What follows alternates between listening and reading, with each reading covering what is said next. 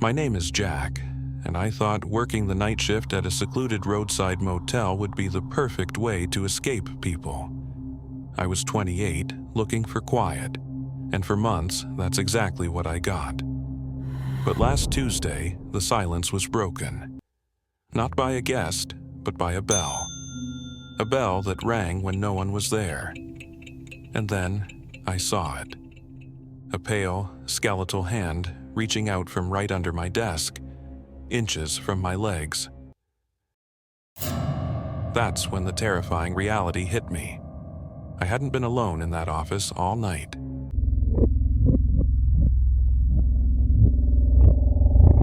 Okay, so I used to work the night shift at a small hotel, and this happened about a year ago.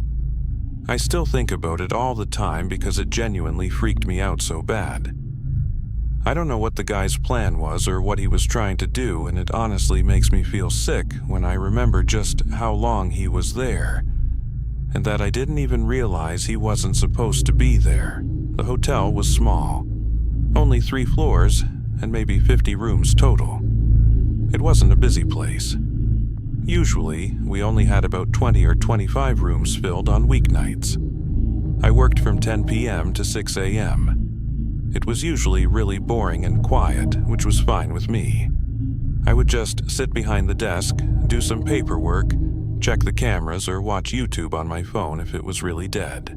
The lobby wasn't big, just the desk, some couches off to the side with a TV, and some vending machines in the corner. Behind the desk was a little office where I had a computer, a chair, and a glass window, so I could see the lobby while I sat in there. At night, the front doors locked automatically, so guests had to buzz in, and I would press a button to let them through. Usually, nothing happened after midnight except the occasional guest coming in late. But one night, this man came in around 12 o'clock, and everything about it still makes my stomach drop when I think about it. He buzzed the door, and I let him in. He looked to be in his mid-40s, tall, kind of skinny, but not too skinny. He was wearing jeans and a baseball cap, carrying a backpack. He walked up to the desk and asked if we had a room for the night. I told him yes and gave him the price. He nodded and pulled out a card. I swiped it, it went through, and I gave him a key card for room 215 on the 2nd floor. I remember he looked at me for a second too long before he left. He had this kind of blank expression, and his eyes stayed on me for maybe 3 or 4 seconds after I handed him the key. Then, he turned and walked off toward the elevator. Nothing about it screamed dangerous right away, but it was enough to make me notice him. After that, I sat back in the chair and played on my phone for a while. Around midnight, I looked up and he was back in the lobby. He didn't come to the desk. He just walked past me and sat down in the lounge area with the couches. The TV wasn't on, but he just sat down facing it. I figured maybe he couldn't sleep or something. Some guests hang out in the lobby sometimes, so I didn't think too much of it. But then, after half an hour, I realized he was literally just sitting there doing nothing. He wasn't on his phone or reading. He wasn't even dozing off. He was just staring straight ahead at the blank screen. I got up at one point to grab water from the vending machine. As I walked across the lobby, I felt him turn his head and watch me the whole way. I didn't look at him directly, but I could feel his eyes on me until I was back behind the desk. It gave me this really uneasy feeling. Around 2 a.m., I was checking the reservation system on the computer because I was bored. That's when I noticed something weird. I pulled up the occupied room list and saw that room 215 said vacant. I mumbled, "What the?" under my breath and double-checked, because I literally just checked this guy in 2 hours earlier. I thought maybe I made a mistake, so I looked at the check-in logs, and there was nothing for him. No name, no charge, nothing. Then, I went into the transaction screen to make sure his card had gone through earlier, and it showed no payments. I remember feeling confused as hell because I swore I swiped his card and it beeped like it worked, but there was nothing in the system at all. That's when I picked up the phone and called room 215. It rang about 10 times, but there was no answer. Then I checked the keycard entry log, which tells you if the door to that room was opened that night. It showed nothing. No one had entered the room. That's when I realized he never even went to the room after I gave him the card. I looked over into the lounge and there he was, still sitting there, staring at the TV that wasn't even on. I started to get this awful feeling in my chest. I sat there debating what to do. Part of me thought maybe the system just glitched, but the fact that the room had no entry log and no charge made it pretty clear he wasn't even checked in. I waited another 15 minutes just watching him. Around 2:30, I walked over and asked if everything was okay. He turned his head and looked at me with no expression, and he told me he just couldn't sleep. Then he turned back toward the TV. I nodded and went back behind my desk, but my hands were shaking. Around 3 o'clock, I noticed he wasn't sitting in the lounge anymore. My stomach dropped right away because I didn't see him in the lobby at all. I scanned the area, and then I spotted him standing at the end of the hallway by the bathrooms, half hidden in the dark. He was just standing still. I kept glancing up at him, pretending to be on the computer. He stood there for a while and then slowly walked back and sat in the lounge again like nothing happened. I called my manager at home and explained what was going on. She sounded tired and told me to just keep an eye on him and call the police if he did anything threatening. I remember hanging up and thinking that it already felt threatening, but I didn't know what else to do. I checked the security cameras after that. I saw him on the first floor hallway camera. He walked all the way down the hall, stopped at the end, stood there for several minutes, then walked back. Later, he went into the stairwell and stayed in there for about 10 minutes. I don't know what he was doing in there. Every time I looked up from the computer, he was somewhere else, near the vending machines or by the elevators. Once, he was just standing near the corner of the lobby where the light didn't hit well. He was always staring. By 4:30, I couldn't take it anymore, so I called the non-emergency police line and explained that there was a man in the hotel who I didn't think was a guest. They said they'd send someone. While I was waiting, I noticed he moved again. This time, closer to the desk. He was standing maybe 15 feet away, just watching me. He didn't blink much, and he definitely didn't speak. He just stared like he had a staring problem. I pretended to type something on the computer, but I was so scared I could hardly breathe. At around 4:50, the buzzer went off and I thought maybe it was the cops, but it was just another guest coming back late. I let him in quickly, and the man turned his head and watched the guest walk past. I noticed his eyes follow him the whole way across the lobby. That scared me even more, because it was like he was studying him. A few minutes later, the man disappeared again. I checked the cameras and saw him standing outside one of the guest room doors on the first floor. Like he was literally just standing there. That's when I called actual 911. I told them he was outside a guest's room, and I didn't know what he was trying to do. They said officers were on the way. I kept my eyes glued on the camera feed. He just stood at the door for about 3 minutes, then slowly walked back to the lobby. When he came back, he walked right up to the desk this time and leaned over the counter. He looked at me and asked if there was any food. His voice was so low, it was disturbing. I told him there were vending machines in the corner. He gave a small smile, then walked away. I just sat there staring at the clock, begging the cops to get there.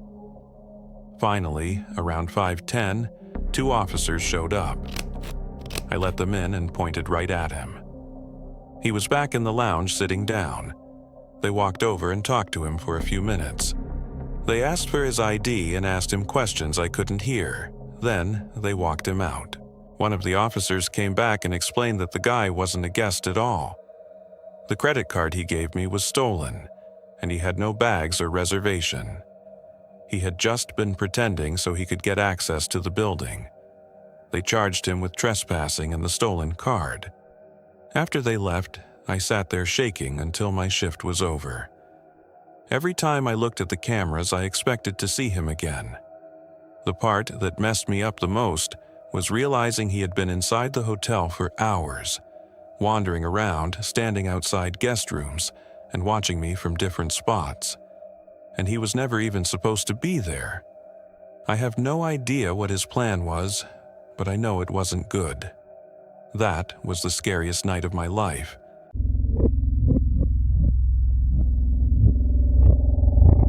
I want to start this off by saying, at the time I'm writing this happened to me just last night. I work the overnight shift at a 24-hour gas station. I'm a 23-year-old female, and I've been working there just shy of 2 months. I work the weekend shifts, which is Thursday through Saturday, while another coworker, who I'll call Mark for privacy reasons, works the weekdays of Sunday through Wednesday. My coworker, Mark, and a friend of his, I'll call John, had come into the station at about 2:30 a.m. to get some coffee and say hi. Mark and his friend had taken some magic mushrooms a couple hours before they came in. So when I saw them, they were all giggly, and honestly, it was pure entertainment for me.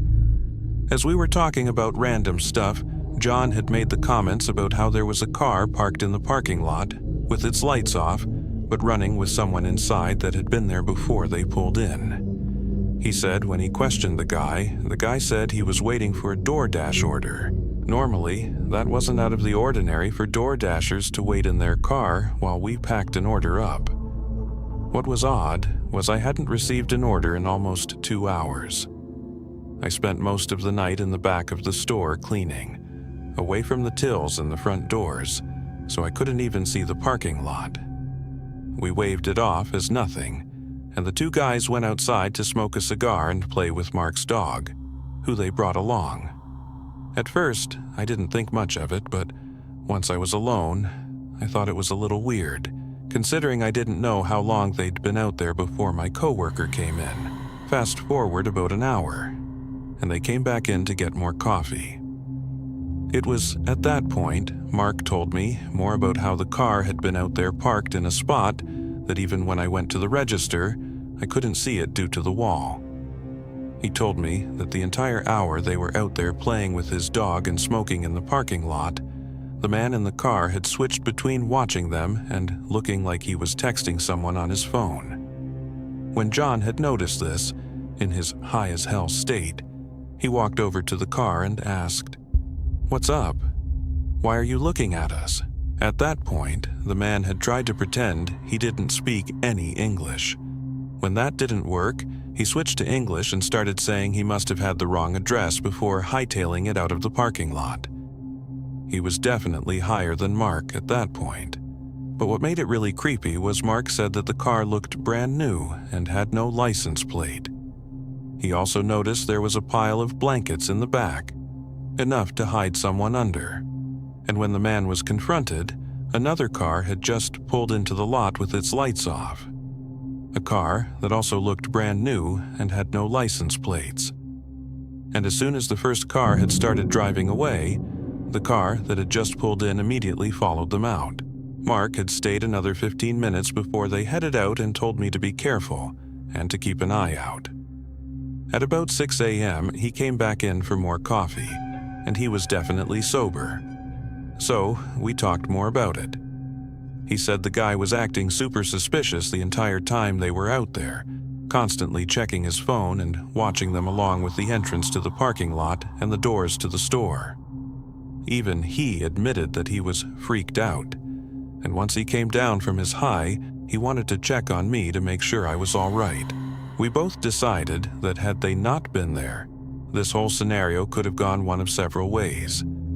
I don't know if it was a pure coincidence or if those two cars were planning on doing something to me as soon as Mark and John had left and I was alone. I may carry a knife on my person for protection, but my gut tells me that from what they described, that if there were multiple people, it might not have been any good.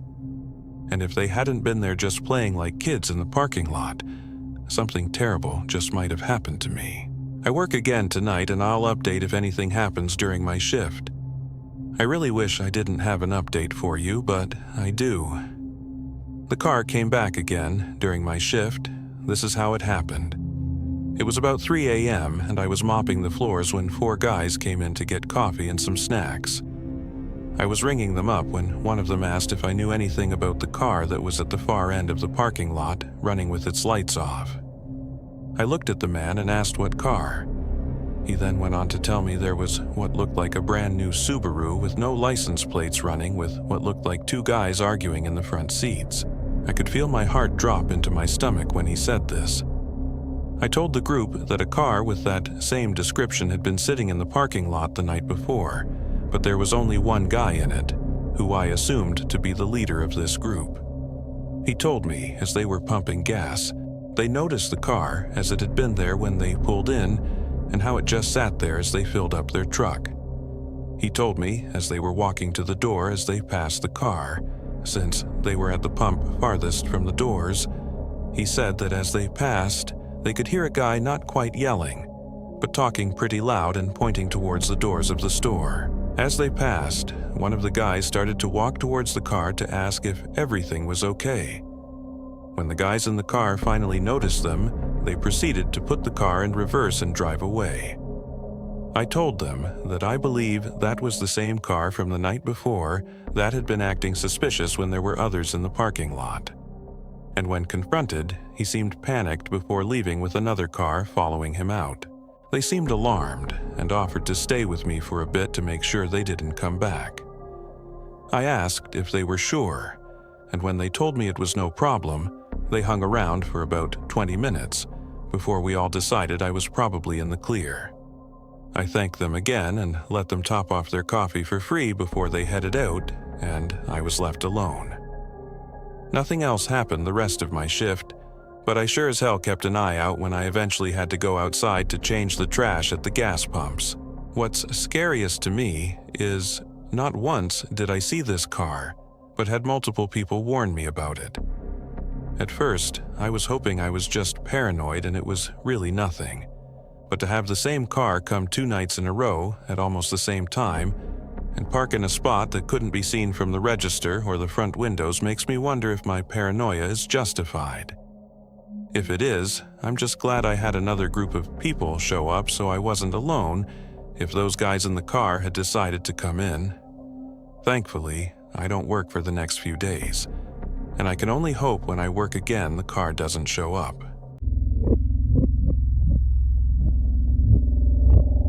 My name is Audrey. I'm 22, and I work the night shift at a tiny gas station off County Road 11. It's the kind of place most people don't even notice unless they're out of gas or completely lost. I took the job because it was quiet and predictable. I liked that. Or at least, I used to. It started on a Thursday night around 2 a.m. The air outside was wet and still, and the hum of the overhead lights had been getting under my skin all shift. I was just about to microwave a cinnamon roll I didn't even really want when the door chimed. A man walked in, mid-40s, maybe older. He had a green coat, messy hair, and dry lips like he hadn't smiled in years.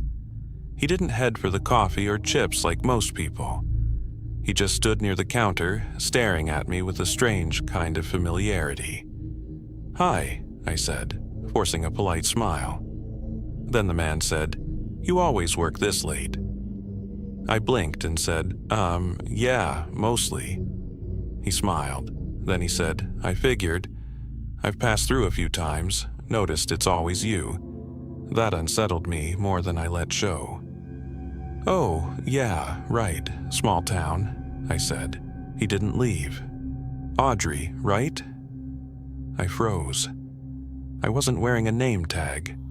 I was about to ask him how he knew, but he followed it by saying that I have nice handwriting. He motioned to the whiteboard where I had written, "Cinnamon coffee is back." "Most people dot their I's like circles," he said.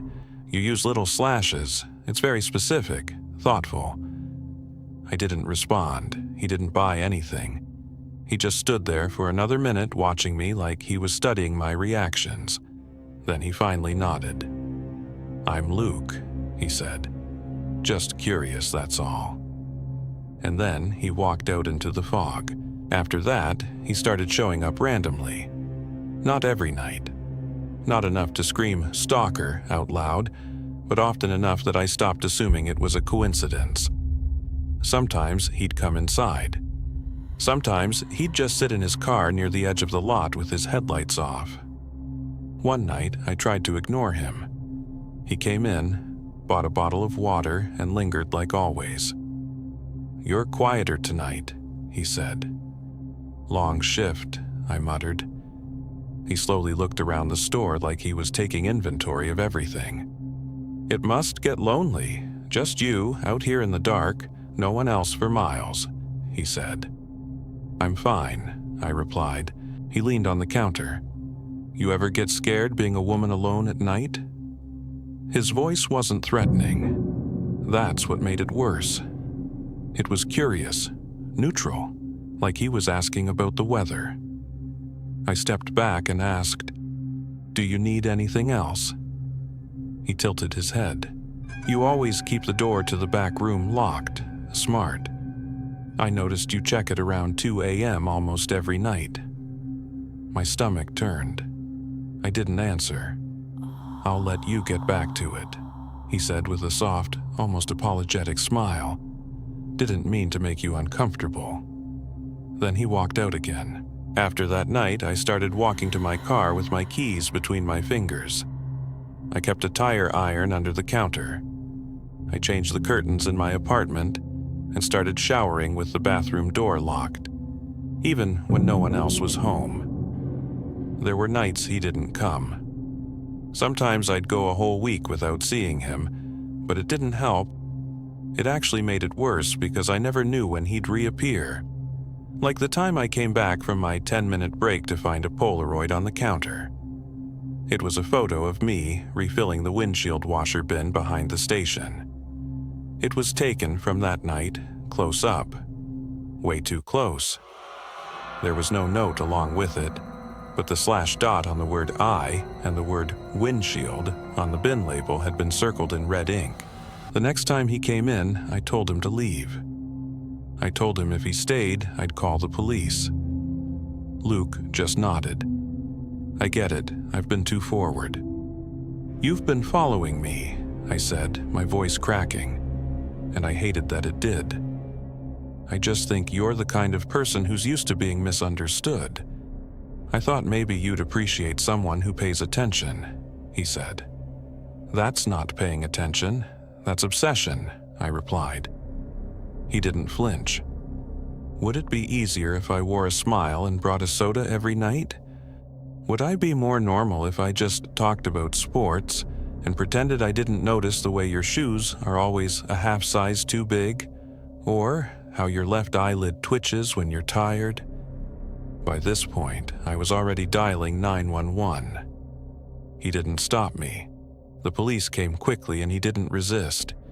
He just stood there, arms at his sides, waiting. They searched his car and found a notepad filled with dates and times. It was my schedule. Notes about my walk, my clothes, my groceries. One page just had my name written over and over again in tighter and tighter loops until it turned into scribbles. He kept telling the cops the same thing. "I just noticed things. I'm just a curious guy." The restraining order went through that week. Now, I don't work nights anymore. I don't even live in the same town. The company transferred me to another station 2 hours away. But even now, when I drive home and see headlights behind me for too long, I feel the back of my neck tingle. And sometimes I still think about the way he said my name, like he already knew what it would sound like in his mouth. Like he'd been practicing it.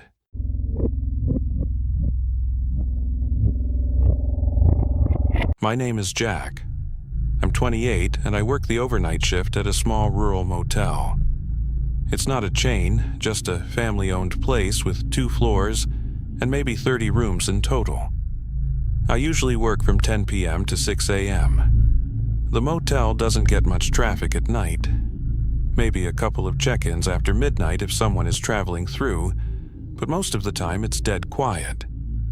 That's why I took the job. I'm not really a people person, so sitting in an empty building most nights works for me. The way it's set up is there's a main office with the front desk, some chairs, a coffee machine, and a little rack of brochures. Behind the desk is a hallway that leads to a back office. That back office is kind of like a lounge.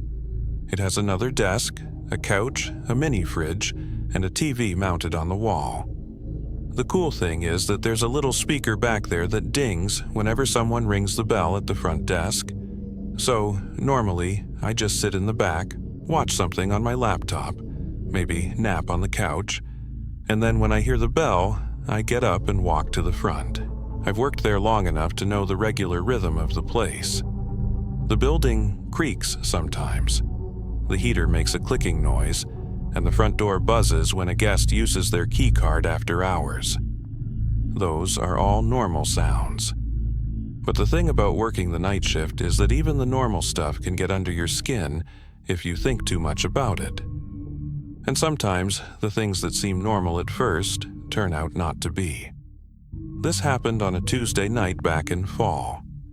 It was cold outside, maybe in the 40s, and the parking lot was empty except for 4 or 5 cars belonging to guests. It was about 3 a.m. when I first heard the bell. I stood up from the couch in the back and went into the main office. When I got there, nobody was standing at the desk. The lobby was empty. I looked outside through the glass doors, but the road was dark and seemingly empty as well. There were no cars pulling in, no headlights, nothing. I thought maybe I had imagined it, but the bell is loud and clear, so I knew I hadn't. I stood there for a minute, waiting to see if anyone came in late, but no one did. So I went back to the lounge. I sat on the couch, pulled out my phone, and scrolled for a while. Not even 10 minutes later, the bell rang again.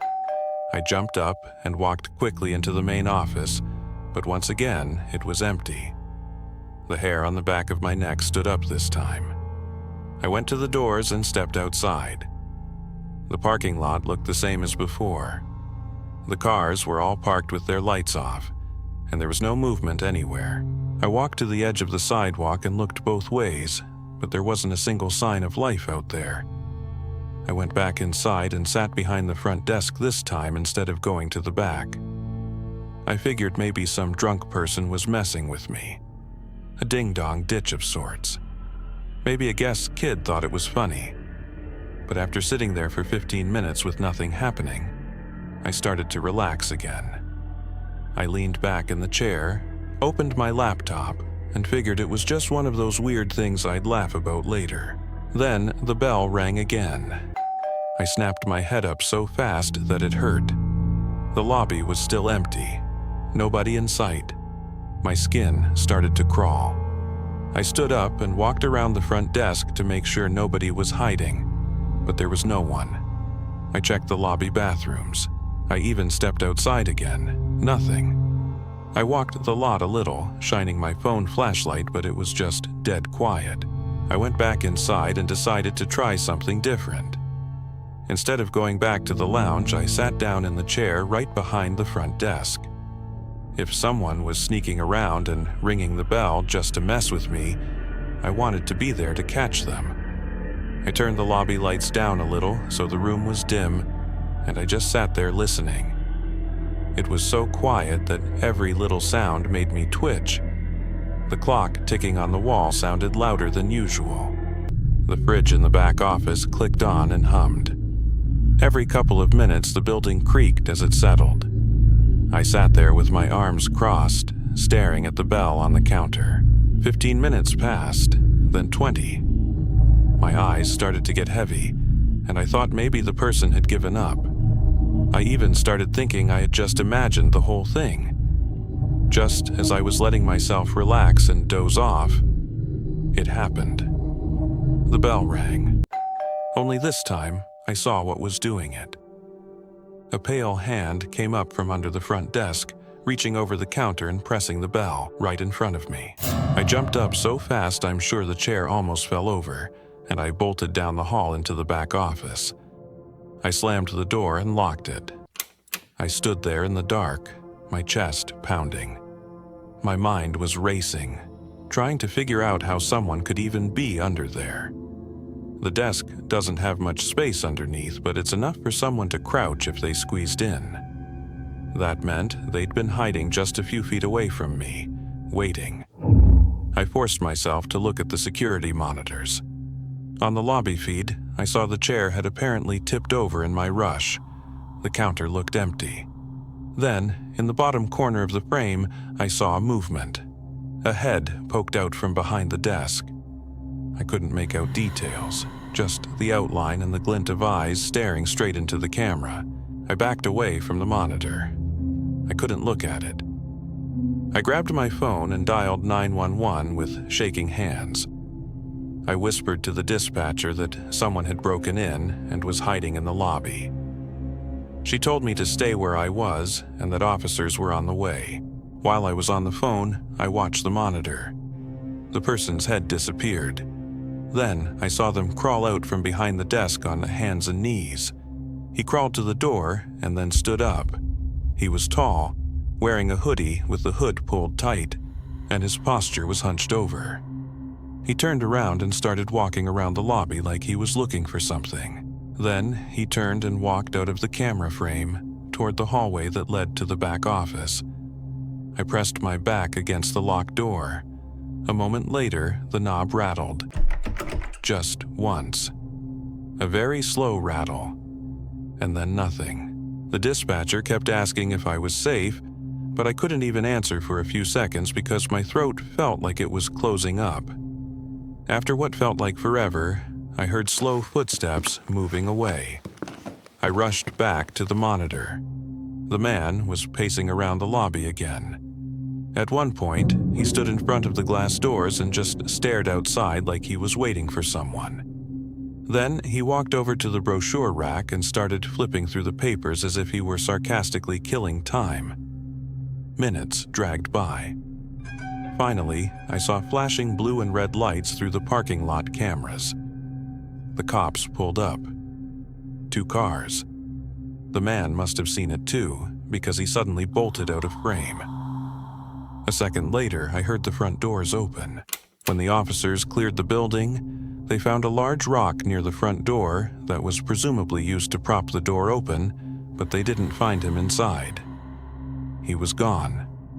They searched the lot, checked the road, and the officer told me whoever it was must have slipped out as soon as they pulled up. I keep playing it in my head, the way that hand just came up from under the desk and pressed the bell. Calm as anything. Now, every time I hear that bell at night, I think of that experience. I don't think I'll ever look at that desk the same way again.